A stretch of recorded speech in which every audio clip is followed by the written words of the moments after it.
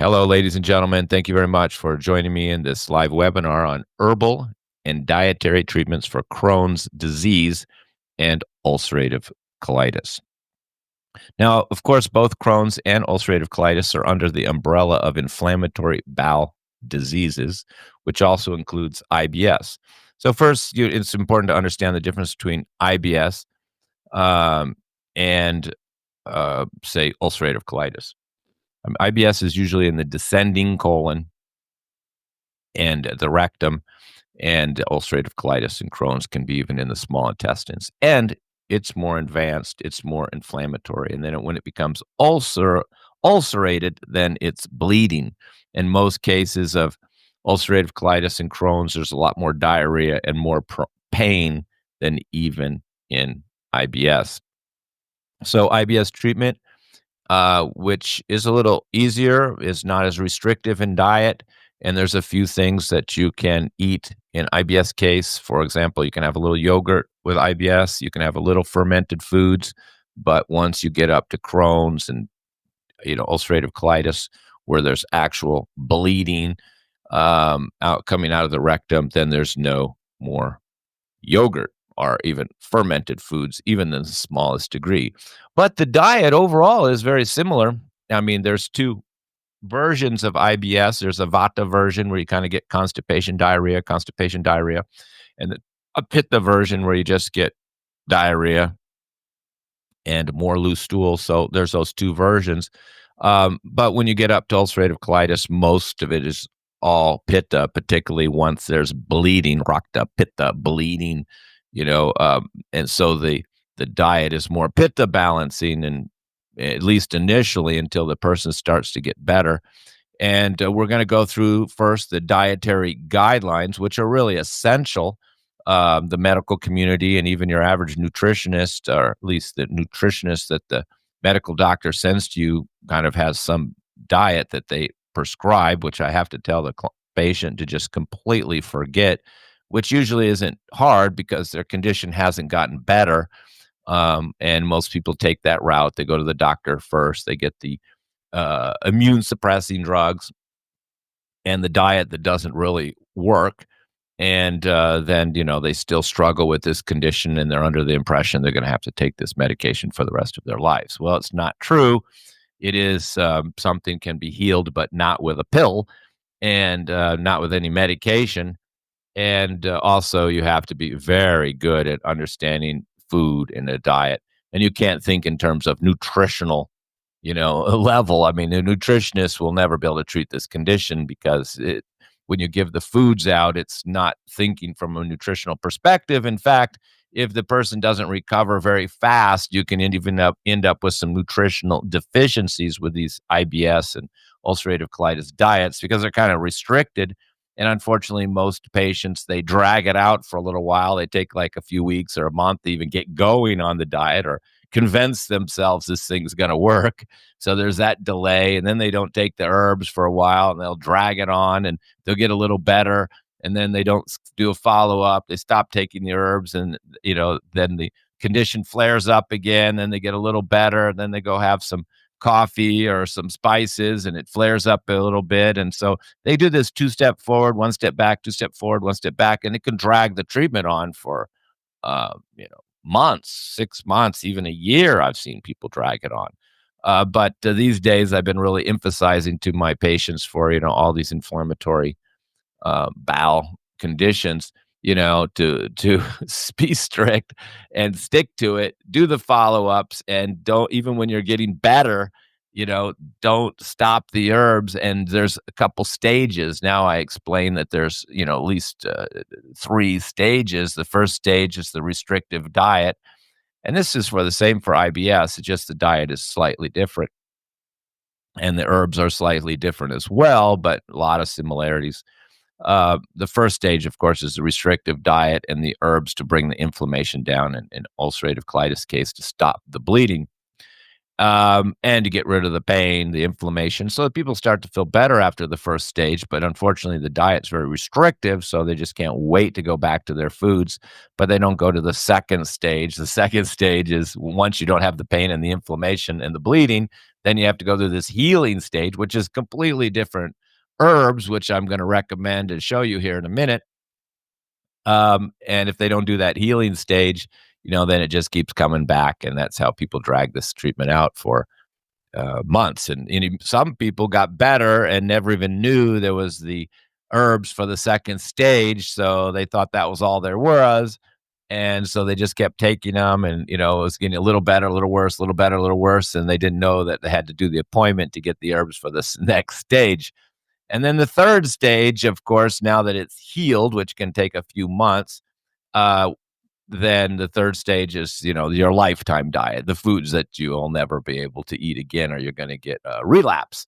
And, since I've been treating this condition for some time now, I've already had many cases of relapse where the people are coming back after, 5 years, and they've got the condition again.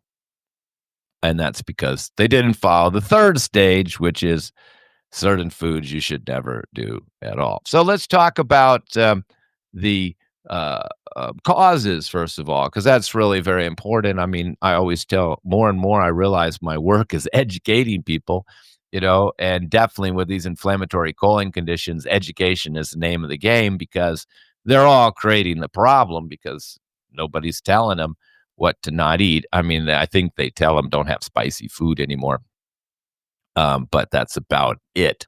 But it's a little bit more than that. So, and now again, this what I tell you isn't for everybody. I mean, everybody's very different. Like I said, we have some people who have, just even still little alternating constipation, diarrhea, or their body's cold and they're not really having much diarrhea, but they're having pain and no bleeding. And there's other people having 8, 9, 10 bowel movements a day with bleeding.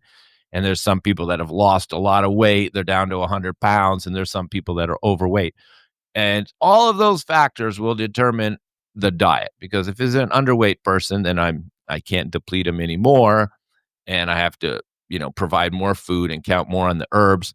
And then if they're an overweight person, I can restrict the diet down more and just figure, hey, we'll lose some weight at the same time. Um, and then, if there's bleeding, then there's special herbs that we give just for the bleeding.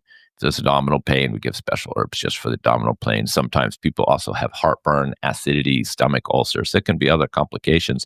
And since it's an inflammatory condition of your colon, almost 90% of all cases have inflammation somewhere else in the body. So they have inflammation in the muscles, or they'll have inflammation in the bladder, and they'll be urinating a lot, or women will have inflammation in the uterus and they'll have endometriosis. But almost all cases, they'll have, muscle pain and inflammation throughout the whole body. So, we have to really bring down the inflammation. The whole body is systemic inflammation has to reduce, because that's the cause, is the inflammation. It's called inflammatory colon condition. So you are inflamed. So the inflammatory guidelines are very similar to like an inflammatory arthritis case, but because it's in your colon, you have to be even more careful about your foods. For example, I was taught by my teacher that if you have IBS, just a little inflammation in the descending colon, you could have strawberries. But if you have ulcerative colitis, you can't have strawberries because the little seeds on them will bother your intestines, because they're undigestible little seeds on the strawberry, and this will aggravate you. So at one point when I was studying with my teacher in India over, 7 years ago, I had a sheet of paper that said the difference between the two. And like I said, yogurt, you can have a little bit of yogurt if you have IBS. Even yogurt water or buttermilk is actually helpful in IBS with meals, but with ulcerative colitis and Crohn's, it's not. So there's these little differences, and so it's a case by case. So let's go back to the causes of the inflammation, because that's what we're talking about here, and let's just go through these common causes. Of course, number one on the top of the list, and why we get so many Hispanics and Indians and Pakistanis with inflammatory colon condition is due to the chili pepper. Hot spice, chili pepper, cayenne pepper. And I know there's naturopaths out there that think cayenne pepper is a cure for everything because it thins your blood, but it can, damage your stomach lining, burn a hole through your stomach, like kind of like aspirin can if you take it enough. I've had people who take garlic capsules and created stomach ulcers. And, so some people do create these conditions by taking certain supplements like cayenne capsules or garlic capsules, garlic powder capsules, or they're taking just too much spice in their food. But I've had Westerners who don't traditionally eat hot, spicy foods taking garlic capsules and cayenne pepper and creating a kind of inflammatory colon condition. Because in Ayurveda, cayenne pepper and even garlic, they have a penetrating quality. We don't just look at the vitamins and the nutrients in foods, in herbs, in Ayurveda or any herbal system. We look at its actions, and one of the actions of chili pepper, cayenne pepper is penetration, penetrating your intestinal lining, basically. And it's also very cleansing, we could say, reducing mucus and phlegm. And of course, your intestinal lining has mucosa in there with the intestinal villi in there that are absorbing all the nutrients. And when you have all these hot spices, chili pepper, then it kind of scrapes and washes away all of this mucosa, which is the protective lining in your intestines. So it doesn't happen overnight. I mean, people can have chili pepper and hot spices for 20, 30, 40 years. And then this condition can develop usually in their 50s. I do have some young people that have got it earlier. There's other causes like too much cruciferous vegetables raw. I've had people who were doing smoothies and kale for a couple years and started getting IBS, not so much ulcerative colitis, but IBS. But I do remember one case where a girl was doing kale smoothies a lot until the point that she had bleeding from the rectum, which would have made it ulcerative at that point. So, spices are out, raw vegetables are out, particularly the cabbage family, cabbage, broccoli, cauliflower, and particularly kale, which was so popular. And, of course, people get very confused when they just look at the nutritional value. That's why we're all eating inflammatory chocolate, because somebody made it clear that it had magnesium and chocolate. Cacao bean is inflammatory. So cacao bean is out. It's inflammatory. Coffee bean is out. Caffeine or no caffeine, it makes no difference. It's inflammatory. And of course, you could find plenty of, advertisements and articles telling you the benefits of chocolate and coffee, probably all funded and paid for by the manufacturers and distributors of these products, but they're inflammatory. And not alone stimulating, but that's not really what we're concerned about here. It's inflammatory quality. And green tea is not inflammatory, so it's not the caffeine that's the issue. It's the coffee bean. So definitely drinking coffee on an empty stomach without the milk, black, that done it. I've had some Turkish people with um, inflammatory bowel conditions due to all the coffee that they have. And I've had some Middle Easterners also with inflammatory colon conditions, which we contributed to the long use of coffee, particularly on an empty stomach. So coffee, chocolate, raw vegetables, particularly the cruciferous, inflammatory foods, which I hope you know about by now, is the nightshades, the tomatoes, the eggplant, the bell pepper, white potato, paprika, to name a few. There's a few more there as well, but the real bad boy is the tomato sauce. So that has to go. And often in the third stage, you can have some, in the future. And it's probably not the main cause, but it has to be eliminated. And of course, a lot of people who have spicy food are doing it in tomato sauce, and tomatoes are, we call the acidic foods, or nightshades, cruciferous. And, in ancient times, they were considered poisonous. But in modern times, we've found some that aren't too poisonous, but they still were inflammatory.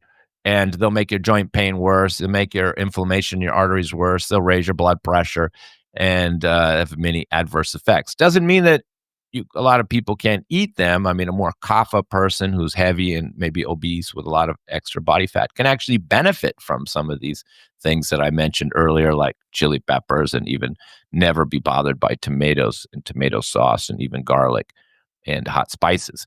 If you're kapha and you have enough weight on you, enough fat on your body to protect you, because fat is protective. Everybody forgets that, this is the good thing about having a little extra fat and mucosa. You're protected. I mean, you fall on the ground, you don't break your bones so easy because you've got all this padding and protection, and the bones are all strong from carrying around all the weight. So, fat does protect our skin, our body, and every cell in our body. The membrane is surrounded by fat. Even the myelin sheath in neurological in nerves is protected by the membrane of fat. So fat is protective agent. So a person with enough fat, this usually doesn't happen to. We don't generally get obese people with this condition. We generally get the pitta type person like myself, who tends to be warm, aggressive, hot, strong appetite, stomach acids, doesn't do good with spicy foods in the first place. And then we get the vata type, or the vata pitta type, who tends to be highly sensitive and gets gas and bloating, and easily constipated easily. And of course, long periods of constipation can eventually aggravate the colon, create diverticulitis, and lead to inflammatory colon conditions. So, and of course, ulcerative colitis, this inflammation in the colon, can lead to polyps, and then of course colon cancer, just like chronic constipation can also lead to colon cancer. Any of these conditions, over an extended period of time, can lead to colon cancer. So, and this is of course one problem with the medical treatment, is you're not really changing the diet. You're taking a pill suppressing your immune system. So the pathology is kind of continuing and the damage is continuing, and the doctor will increase the medication over time. But I've had clients who, were on medication for 4 or 5 years, and it was just started getting worse again, and they get a little tired of more medication. And then the side effects of the medication start to catch up, and then they start looking for alternatives, and that's generally how they end up coming to me. And I always encourage people when I do these classes that you could do this by yourself. Like I did webinars on simple subjects like how to grow your hair, how to avoid gas and bloating, things like that you can do by yourself. You don't need me. But with this case, when you have ulcerative colitis and Crohn's, you cannot pull it off without the herbs. It's not possible. You can get into a kind of a maintenance or management state where you're like not having the symptoms and the pain and so much bleeding. You're kind of managing it. I have met some people who are, quite knowledgeable and kind of learned the hard way about what to eat and what not to eat. But over years, they figured out what to eat and what not to eat. And some of them even find Ayurvedic guidelines, which will just tell you, because I mean, Ayurveda doctors have been treating this for a long time. And so they get the diet down, and then they're able to manage it so they don't have the pain, but often the diet's so restrictive, they lose weight and they become weak and frail.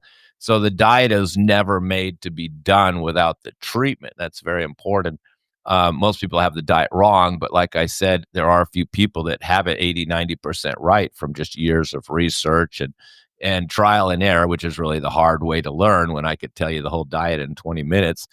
And particularly if I have your intake form and I'm looking at you, I can give you a very specific diet in 20-30 minutes. But most people, they study this and research it for years. And I've always repeated that research is very risky when you don't know what you're doing, and you're just end up guessing in trial and error. And this is definitely the type of condition you don't want to be testing and trialing and error and doing everything that you see online from people who are really not able to treat it. And I don't think many people in North America are successfully treating advanced cases of IBS, Crohn's, or ulcerative colitis. So you better just do an appointment. Even though I'm going to try to give you all the information I can, think of it more as an introduction to know what would happen if you did an appointment. But even these dietary guidelines that I've given and I can expand on are still just general terms, and with each individual, they're going through phases too. So in the beginning, the diet may be quite strict, and after a month, I can change it. After 3 months, I can change it again. So there's different types of people, different types of diet, and then there's stages that they go through where the diet and the herbs need to change. So it's a quite complex condition. But basically, let me sum up the foods that are good in this case. What we usually do, if they're overweight, for sure, we just leave out all animal protein, but ghee. And many people think that dairy is bad for this condition, but in fact, ghee is helpful, and for many conditions. I always tell people, let's say you had a big burn on your arm and you put tomato sauce on it, it's going to sting. If you put chili pepper on it, it's going to sting. And if you put vinegar on it, it's going to sting. That reminds me, nothing sour. Both conditions, IBS, irritable bowel, ulcerative colitis, nothing sour, no pickles, no sauerkraut, no. And people try sauerkraut because they're trying to get the probiotics in there, and then they make it worse with the sauerkraut. Uh, I've seen it all. And then and nothing sour, no citrus, no lemon, no lime. And people think lemon and lime is so wonderful, but not if you have IBS or any inflammatory colon condition, or even a stomach ulcer, or even bad stomach acid and heartburn. I mean, lemon, lime, sour, pickles, they're all out for all of those conditions. They're all pitta increasing, as we know in Ayurveda, and this ulcerative colitis, particularly when there's bleeding, is a pitta condition. So all it's a pitta pacifying diet in most cases. So that's no sour, sweet. You get sweet, which everybody thinks sweet is bad, bad, bad. But not when you have ulcerative colitis. You get to have sweet fruit. Like I give out coconut water a lot, and if you've ever had somebody with a stomach ulcer, which I've treated, one of the signs of stomach ulcer is it hurts when they have water. And they want to go do the endoscopy. And I said, well, I'll just ask you one simple question to know if you have stomach ulcer. One, if you're spitting out any blood, we know it's ulcerated. And two, if you drink just a cup of water and it hurts, you have a stomach ulcer or some bad inflammation in the stomach. So it just shows you just even water will hurt this condition in an advanced stage, because a stomach ulcer is very similar to ulcerative colitis in the stomach. And sometimes the people even have mouth ulcers in their mouth, and stomach ulcers and ulcerations in the colon. It can all be inflamed.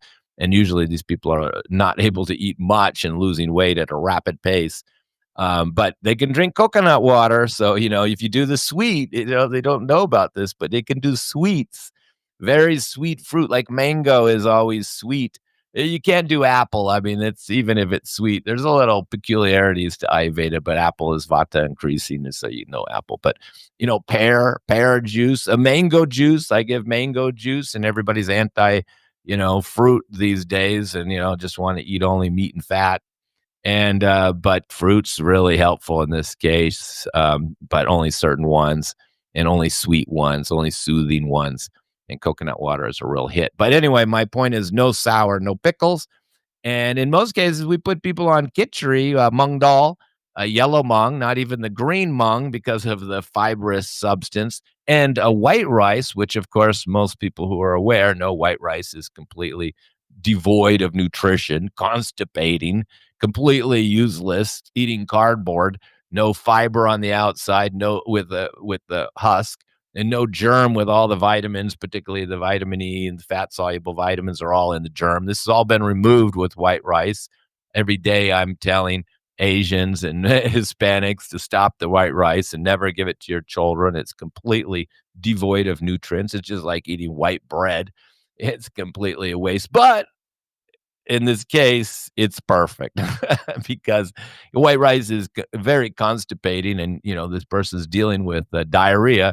So we give them cakey white rice. That's right, not soupy white rice, cakey dry white rice. Like you could pick it up with your hand and it just sticks in a ball. It helps reduce down like 8 bowel movements down to 5, 5 bowel movements down to 3. People are amazed. They've had IBS and our ulcerative colitis for years, and now they're eating white rice, and it's already getting better.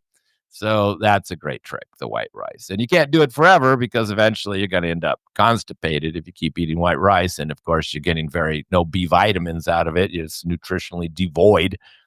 So you can't do this too long, and it's not a nutritional therapy. And almost all vitamins have to be stopped, by the way. They're all aggravating to the intestines. And, a nutritionist can't treat this condition because they just want to give you more vitamins. And most people have already stopped their vitamins and supplements because this is aggravating the condition even worse. These concentrated synthetic vitamins where we're still popping all the time thinking they're healthy. And, many of them are, B vitamins are jacking us up. And some of these calciums don't even absorb the vitamin D, that most people are taking. I wouldn't take it. It's a toxic. There's food-based forms. I've spoke on this many times, but all the vitamins and supplements have to change. Of course, the alcohol has to go. The coffee has to go. The pickles have to go. The sour foods have to go. So you kind of get this bland diet. I don't wouldn't laugh if you were a patient, but I've given so many cases. I have to be a little more sober for the poor patient. But they already are moving to a bland diet already. And sometimes people have discovered some of these things like coconut water, mango juice, and they're learning the hard way. They've already tried the lemon juice, that made more pain. They tried the sauerkraut, that made it all worse. And when you have ulcerative colitis, you can't even do any yogurt. But we have IBS. You can have the little yogurt, little fermented foods. It's a more relaxed diet. It's not so strict. And I don't want to make a diet any stricter than I have to. Now, if the person's already depleted and underweight, then I'll have to allow some chicken in, some not even fish, but chicken. Fish is more heating. Chicken is the best. If they're depleted and underweight, I have to do the chicken and some mung dal. No other beans can be used. See, mung dal is very unique. It's the only bean that doesn't make it worse. You got to get away all beans, and a lot of animal protein is not good either. So that's why they do the khichdi, the yellow dal, mung dal with the white rice 50-50. And that's the best if you can do that. It's only when the person's really depleted and underweight, I have no choice but to keep some chicken going in there, or they're going to become more depleted. So chicken soup, bone broth helps a lot. They can cook all the vegetables in bone broth. Everything should be soft and cooked. The vegetables that are good are the gourd family, the pumpkin, the squash, zucchini. I mean, you could be bleeding out the rectum in extreme pain and still have zucchini and squash. Sweet potato is fantastic. And ghee, you can just slab the ghee all over everything. Another great source of vitamin D. I don't know why people are so anti-dairy when ghee is such a wonderful food and you can even have it. Easy to digest, the best fat. And of course, the animal protein has vitamin D in it. So like myself, if you're just using ghee all the time, you're getting plenty of vitamin D. And it's easy to digest. It's easy on the liver. It won't contribute to cholesterol, fatty liver, or even gallstones. So ghee is a very refined butter, healthy butter. So we give a lot of ghee. That's the only fat they can do at this case because ulcerative colitis is quite severe. So you get this bland diet. You get these bland vegetables, no raw vegetables, no salads, anything like that. And you just get these kind of like squash, zucchini, sweet potato, mushy, soft vegetables. The only diet that's more restrictive is probably the kidney failure diet when your EGFR is only at 30 and you're just a few months away from dialysis. Then you get even a more strict diet than this. So it's one of the strictest diets. But again, if you take the herbs well, and the herbs can reverse the inflammation quickly, which we're going to get into. We're going to talk about some Western herbs and mostly Ayurvedic herbs because I need really a more advanced system. Western herbalist just is not that sophisticated. It's not that old. It's only a couple hundred years old. And Ayurveda system is thousands of years old. So it's just more sophisticated. There's more documentation. There's more information. There's more formulas that are in existence. It's just a more sophisticated system. So I pretty much have to resort to the Ayurvedic formulas in this case, because thank God they had ulcerative colitis 1,000 years ago and they made the formulas for it. Western civilization wasn't even around yet. So, Western herbalism is kind of new. And that's one limitation we have as Western herbalists, is that the system is just not that advanced or sophisticated and documented as Ayurveda. So I really have to rely on Ayurveda, both for the dietary guidelines and for the herbs. So I think I covered the diet there. It's kind of like this bland, mushy diet. I mean, there's exceptions. Eggs generally aren't a problem. And no tomatoes, no alcohol, no coffee, no chocolate, no dry, hard things, nothing with a seed. Like the seeds can be a big problem. Like cucumber seed, that'll tear up your colon once you're bleeding. Even the seeds on the strawberry can be a problem. So all these fruits with little seeds inside are out. That's why, like, see, a mango has just one big seed. You're not going to swallow it. But even grapes, because you got these little seeds in there, and they can be a problem. But again, you can only have to be on the strict diet for less than a month if you really take your herbs quickly and follow it strictly, which very few people do. And they usually drag off this first stage for a couple months, and then it dawns on them that they got to take these herbs with every meal. It just takes people a little while to kind of get used to taking the herbs. Unless, of course, they're Indian and they're used to taking these herbs, then they can actually proceed a little faster than people who are just not used to taking these herbs, and they just, they dilly-dally around for a few weeks and then they get it together with this diet. So it's basically a bland diet with white rice and mung dal or to keep you alive for your protein, and then these cooked vegetables and these sweet fruits with no seeds in between. It's kind of just a keep you alive diet, basically, just to kind of keep you going, because the treatment is not the diet. The treatment is in the herbs. You have to really understand that. And there's people that have achieved this diet, figured out this diet. Oh, I can only do the zucchini. I can only do sweet potatoes. I mean, there's a few other things, asparagus, even green beans aren't bad. There's other foods as well, but those are the categories that are good. And the leafy greens are out. The cabbage family's out. It's mostly these root vegetables. And of course, no garlic, no ginger, no black pepper, no salt. It's really bland. And you just want, like I said, you just want to follow it strictly, take the herbs religiously, and get this first stage over. So let me share my screen and show you some of these herbs that are used for this condition. Now, it is a a digestive condition. You have to keep in mind it's due to the poor digestion. So this is the first thing you have to realize, is that there's many products I have for IBS and inflammatory colon conditions on our sponsor site here, Herb Teas. There you go, where you can get all these products. But again, I would say not all my products that I use for IBS are up here. Like, I also use Shatavari ghee, which is very sweet, very cooling, very soothing. And we don't sell the ghees online yet. But digestion is a problem. And so people don't think of that, but this is the underlying cause so generally I'll use this digestive tea. I do have another one. You can see it says right here that it's used for IBS, leaky gut, heartburn, GERD, acidity, and even people with food sensitivities.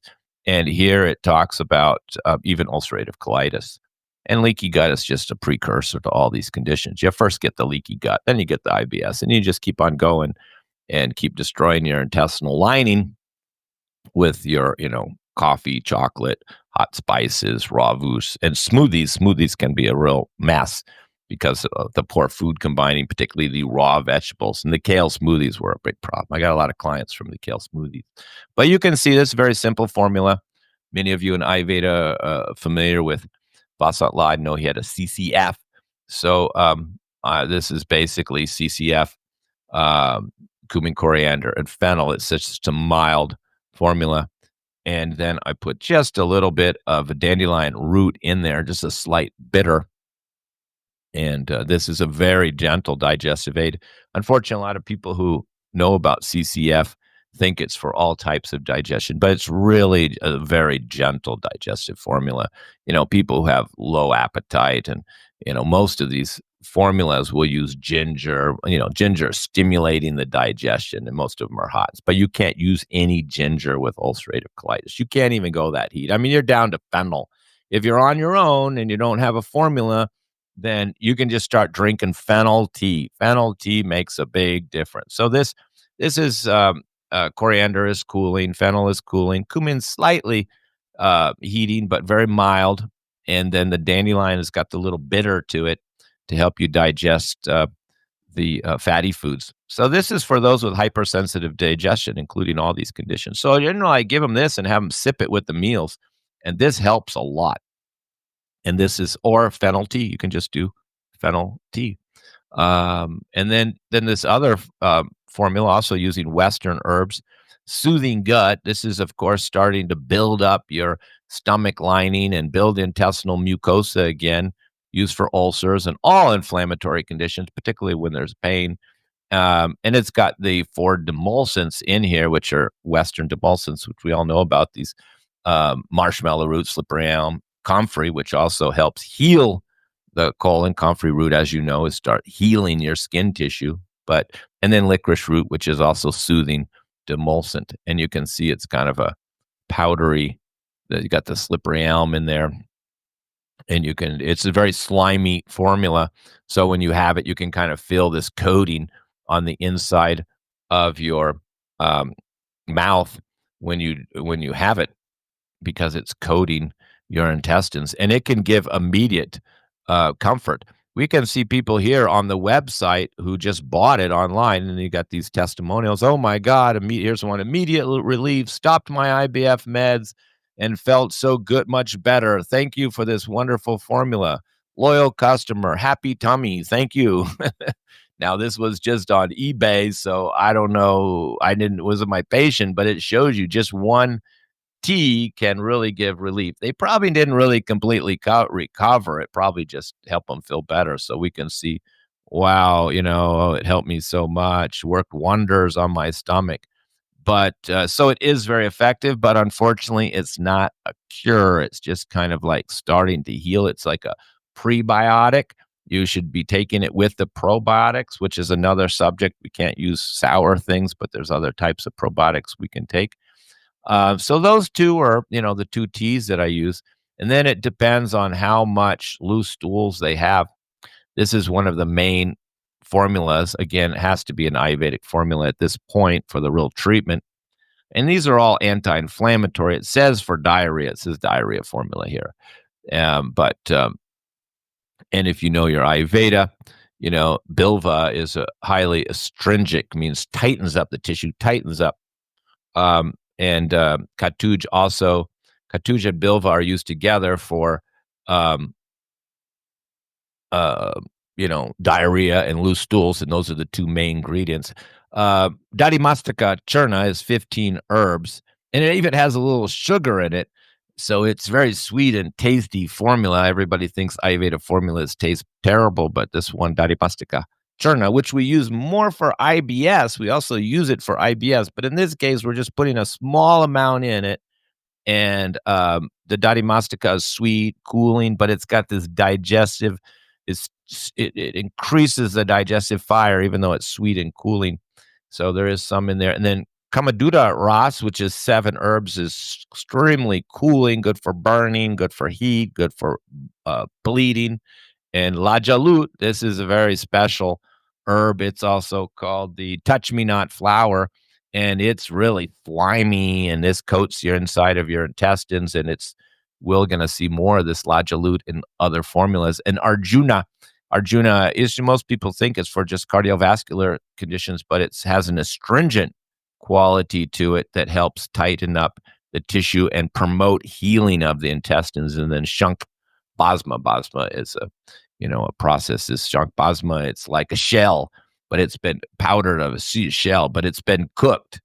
And so it's easily digestible, and we use it in abdominal pains, acid reflux, and it's just, so this is taken before the meals and is very, very effective. I mean, you can take again more at night. See, it says 1 or 2 teaspoons at night for diarrhea, half a teaspoon in warm water before meals for chronic loose stools with abdominal pain, acidity, or burning sensation. But you take a couple teaspoons of this at night, it will basically stop the diarrhea almost immediately, particularly with that rice. Now, there are other products I may use instead if it's not too bad, but you can see I'm using it for Crohn's, I'm using it for IBS, ulcerative colitis, all the irritable bowel diseases. And on the website, you can read about each of those herbs there, whoosh, and how to take it. and some other guidelines talking about, how to take the whole treatment. So you can see we're in the first phase. We're improving the digestion, we're soothing the gut, and we're stopping the diarrhea. If there's acidity, generally I'll use this formula too because it's used for abdominal pain, inflammation, which of course is the whole cause here. This is an anti-inflammatory formula, even though it's used for acid reflux. You can see the meadow sweet's very anti-inflammatory. And so some cases will need this. And then if there's a lot of pain, abdominal pain, then I will have them take this after meals. And this one just stops the abdominal pain immediately. You can see it's used for stomach ulcers in particular, soothing the stomach lining, used for IBS, stomach ulcers, burning in the stomach pain. And it's just got the main anti-inflammatory in Ayurveda, Guduchi. And then there's that Shank Basma, which is the shell, which is kind of like just a powder, and then a little fennel, which is a sweet and cooling. So this is not made for long term. It just stops the abdominal pain immediately. You shouldn't. Once you get on the diet, you won't need this. And then once the diarrhea gets better, or if it's not too bad, then we just put you on this formula here, which is the Pitacolin formula number 1 for intestinal inflammation and loose stools. So you're not really having diarrhea, like 8 bowel movements a day. Maybe you're just having 2 or 3 loose ones. Then we'll put you on this one, which is a little bit simpler formula, but you can still see the catouge in there, the fennel, the licorice. You can see some similarities. But people will progress to this maybe on the second or third appointment, a couple months in. They don't have the diarrhea, and if they keep taking that diarrhea formula and eating that white rice, eventually they become constipated. So I have to move them over to this formula next. Now, as they're progressing, and it's still anti-inflammatory, so everything is bringing down inflammation, coating the intestines. They're just different ways to do it. But the final treatment, the second phase, is we call it healing gut. Now, I have 2 versions of the healing gut. This is the one where you had diarrhea, and it says right there for colon inflammation, IBS, ulcerative colitis, leaky gut. There are 2 versions. This is the Pitta version. There's also a Vata version, but most ulcerative colitis cases are Pitta, where there's more burning and pain. And you can see some of the same herbs that we talked about earlier, but some other ones. There's the Arjuna is now first because it's more in a healing, tightening up the tissues. There's the Catouge, which is for the loose stools and inflammation. Bilva, anti-inflammatory, used for diarrhea, but we're just a smaller amount. So it's not just the herbs that are important here. It's the quantity. I mean, some of these herbs can only be in here at like a 2 or 3%. I think this fennel is probably just like 3%, and the licorice maybe 5%. And some of these are down to probably 10% each because we're assuming the person doesn't have diarrhea at this point, but we still want these herbs in here for their other benefits. And there's that Kamaduta Ras, which is this, basmas that are cooling. And there's a Lajalut, the slimy one. And there's more Lajalut in this one than any of the other ones. So the formula is actually very slimy. Sometimes people even contact me and say, "Oh my God, is this really right? I mean, it's just so slimy." And I go, "That's it. Just mix it with the water, cold water. Don't even use hot water. It says warm there, but really it should be cold after meals and more as needed."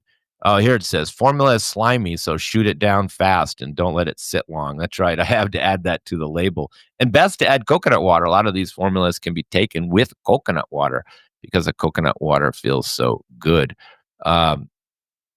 Now, if you go to my website here, we can look at a few testimonials under testimonials of many people who are thanking me for treating them. We can just go down to colon conditions. At one point, all these colon conditions were just, constipation, but now people thanking me for getting rid of their constipation. But now they're just full of people thanking me for IBS. Here's one, somebody treated for IBS. They didn't even really acknowledge they had IBS. That's why she had some other focuses, but I got rid of her IBS.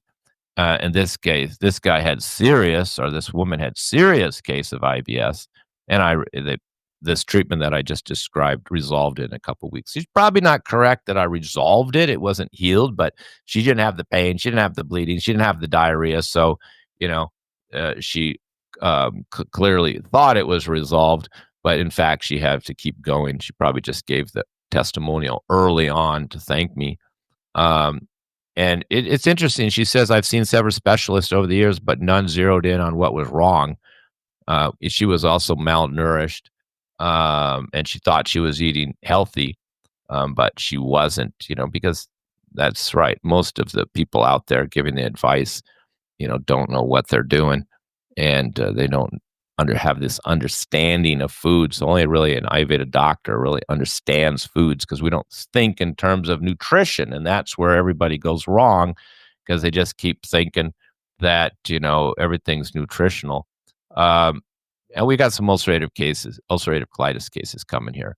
No longer hours in the morning with IBS. Again, they all are shocked that they went to so many specialists and nobody told them what to eat. And then, they met with me, and then a few weeks they got better when they've already been to multiple doctors. Most people have had the condition for years. This person says 3 days, but again, it wasn't resolved, maybe better in 3 days and this woman was going to the ER with severe pain, and the doctors only gave her something to reduce the acidity. See, she had stomach acids as well, which is very common. 3 days, she had no more pain, but she was just beginning. Um, and then bleeding, nausea, vomiting, taken care of. I'm looking for a particular one. Oh, here's the one for ulcerative colitis I really want to show you. And this one is by a medical doctor. Um, his name's on the bottom. This was actually on kind of letterhead, and the letter was longer, so I took out little chunks. You can see the dot dot dot. But he was on prednisone, then he came off the prednisone, and then he continued this specific carbohydrate diet, which doesn't work, which I have to tell everybody to get off of and just follow my guidelines. And this guy definitely had bad ulcerative colitis, bloody diarrhea, gas, abdominal cramping when he got off the medication. And then they wanted him to go on Remicade. But being a medical doctor, he says here, I was fully aware of the horrendous side effects of Remicade. A lot of people aren't aware of that, and they go on Remicade. Then they get those horrendous side effects, and then they come to me. So then he came to me. Then I talked to him. I told him what to eat, what not to eat. I gave him all these formulas. And he followed it religiously, and his diarrhea resolved in 2 or 3 days. Again, this is a medical doctor. Blood in the stools and excessive gas continued to improve over the next 8 weeks. This was probably one of the worst cases I've ever had, because he was on the medication so long, and then when he stopped, it just kind of got worse when he came off the medications. He was symptom-free. He was ecstatic. He stopped the herbs, started to adventure in the, quote, forbidden foods and spices. A month later, he paid the price.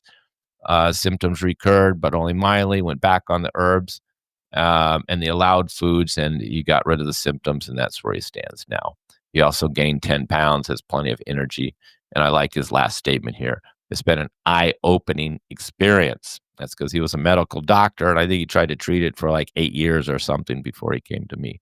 So I hope that helps you to see that you can treat these conditions without medication, and in fact you may have no choice to do it without medication if you don't want to go on some of these harmful medications that even the medical doctor himself didn't want to take, and the immune suppressing drugs. So sometimes when people get on these immune suppressing drugs, and they start getting other types of infections like UTIs, fungus growths, and colds and flus and other symptoms, because their immune system is repressed. And just like the doctor there, when he gets off his prednisone, then the whole thing flares up and just comes back. And since nobody told him what to eat and not to eat, I think he figured out not to do the spices anymore because they hurt.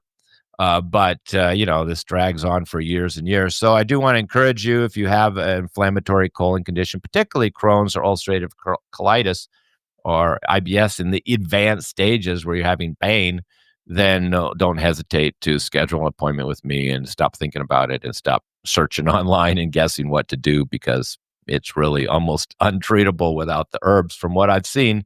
Nobody's really pulled it off. Naturopaths, doctors, herbalists, the only people I know pulling this off is Ayurvedic doctors in India, where I learned.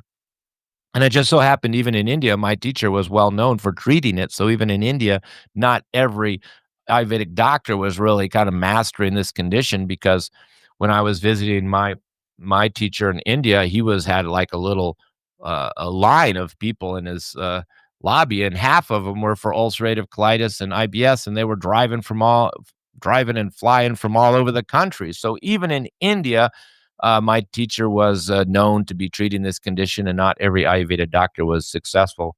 And it took me about 3 years to learn from him. And, already I'm a good herbalist, and there was still herbs I had to acquire, like the Lajalut, which I couldn't even get. I had to get it from my teacher. So some of the herbs are very hard to find. And, the percentages are very tricky. And sometimes I'll just make custom formulas because I know those herbs so well individually, and when I hear the symptoms of the client, I just make a custom formula and just do it from scratch if I have any trouble. And that's what I did in the beginning of my IBS days. I didn't have uh, the healing gut formula or even some of these products I showed you. I just did all custom formulas until I had enough experience, and then I started making formulas and then variations of those formulas. But even now, I will make custom formulas for people just because I hear the symptoms and I hear what's going on and I know which herb is doing what. So I just want to change the percentages of some of these herbs. And by doing that, I have to make a custom formula for the patient. So very tricky. And it still takes a few months. The fastest anybody's pulled it off is a few months. Um, but most people, like I said in the beginning, they kind of drag it out for 6 or 7 months. So, but I will definitely try to motivate you to be strict and get it over with, and let you know that you won't have to follow the strict diet forever. If you take the herbs and you get to the next stage of starting to heal the intestinal lining, then you can go back to eating most foods, but not some of these aggravating foods. And of course, people doing too much raw, not enough fat, not enough ghee or oil in the diet. They become too much detoxing, like smoothie girls. They're doing a lot of smoothies and coffee.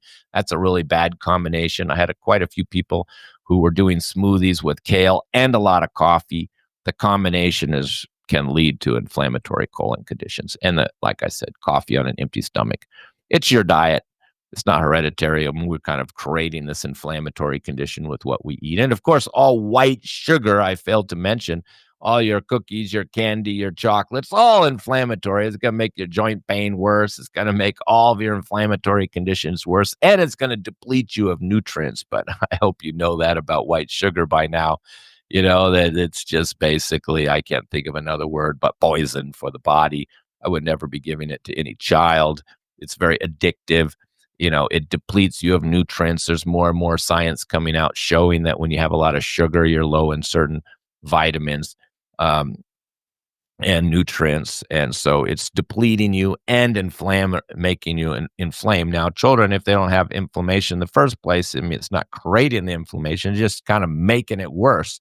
So if you have an inflammatory colon condition, you got to be off the sugar. Even if you have arthritis or an inflammatory condition, you still can't be eating the sugar and the chocolate and the coffee. These are all, and the nightshades. Those are the big inflammatory ones. So they have to go for all inflammatory conditions. All right. I hope that helped you, gives you some hope, and please share with those other people who are out there suffering with this condition, and send them my way. And just remember, all conditions are treatable. I believe our creator gave us all these plants for treating ourselves. In Ayurveda, we say all plants, the roots, the bark, the stems, they're either food or medicine. So, and very few of them are food, and they're just the sweet ones that we can eat. But all the rest are medicine. And people are always worried about taking herbs. I'm so surprised when they're popping these pills without thinking twice. But the herbs are just plants. They're all full of vitamins and minerals, and many of the anti-inflammatory herbs have a lot of vitamin C and other, and phytonutrients, and that we know are anti-inflammatory. And one reason we use ghee is it's very soothing, and of course it's got vitamin D in it. So Ayurveda doesn't go into nutrition. And nutrition is really what messes up people the most. Many people, nutritionists and chiropractors, they think that, taking vitamins for everything will fix all your problems. But And when it comes to, and nutritional deficiencies can lead to many problems, but they're not going to treat many problems. And definitely when it comes to Crohn's and ulcerative colitis, you pretty much have to stop all your vitamins, even good ones, and go on the diet until you recover. And then be more careful with your supplementation to not take ones that are aggravating your intestines. All right. Thank you once again, ladies and gentlemen. I wish you the best of health and happiness. And I hope you have hope and knowledge now that this condition is perfectly treatable with the right Ayurvedic doctor who has the herbs. Those are the criteria that you need. Thank you very much once again.